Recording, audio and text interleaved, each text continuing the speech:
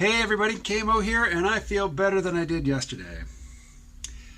I went to Springfield, Vermont today, which is like a 15-20 minute drive from here, counting the walk to my neighbor's house to pick up her car.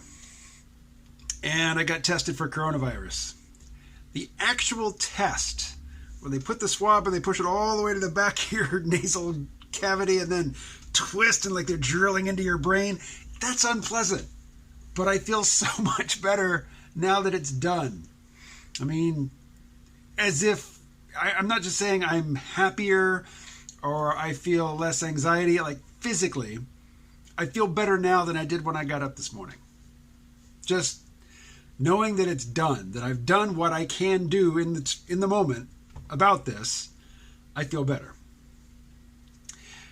Now, what else? While I was up in Springfield, now my local grocery store, Leasey's, I love them. Glad they're here. I shop there all the time. They're more expensive than grocery stores in places with bigger populations. Springfield has a bigger population. So I figured while I'm in Springfield and I've got a car, I might as well get some cheaper groceries. I got what at Leasey's would be maybe $40-50 worth of groceries. It cost over $90. Are grocery prices inflated right now? It should have been cheaper than my usual local shop. Anyway, I wanted to point out this article. Peter Zeihan tweeted this today. Article headline: "The coronavirus did not escape from a lab. Here's how we know." Okay. First of all, I got to say, that's a cool graphic. I really like that. Although, for the sake of rhetorical emphasis, I'd like to say I didn't even read the article, because it doesn't matter. But y'all know I like science fiction. I also like science nonfiction, which is to say I like science. So I did read the article.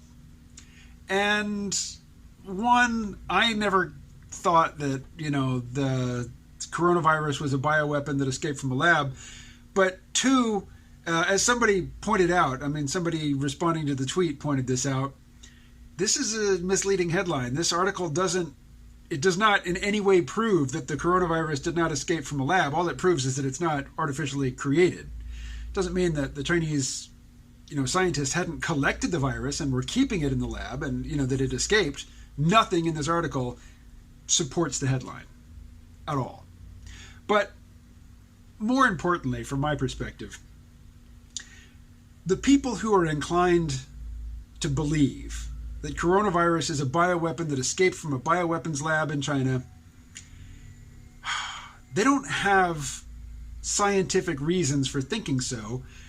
They gravitate to it because it's a dark conspiracy, and they want to believe that, there are people in positions of power who are evil and that scientists serve the evil powers.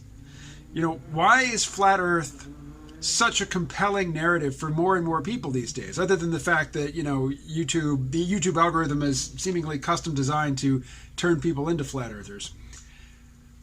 The sorts of people who gravitate toward, the sorts of right-wing conspiracy theories that circulate on InfoWars and other forums like that, they are anxious to disregard the intellectual authority of scientists because why? Scientists are, not only have they gone to college, they've gone to college plus. They've gone to extra college. Fuck those guys. And all studies and surveys show that people who the more college education you have, the more liberal you are. So scientists from the get-go are egghead liberals. They can't be up to any good. But think about this.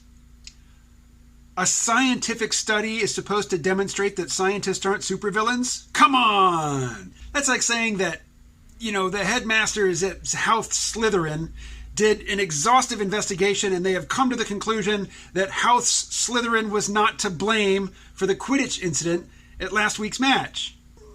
Come on. Scientists are evil, we all know it. But let's look at it again. Isn't this a cool freaking graphic? I really, really like this. This might be my new desktop wallpaper. Sorry, Ahsoka. For once, I'm going to keep it short. That is all for now. Ask me a question, and I'll talk to you later.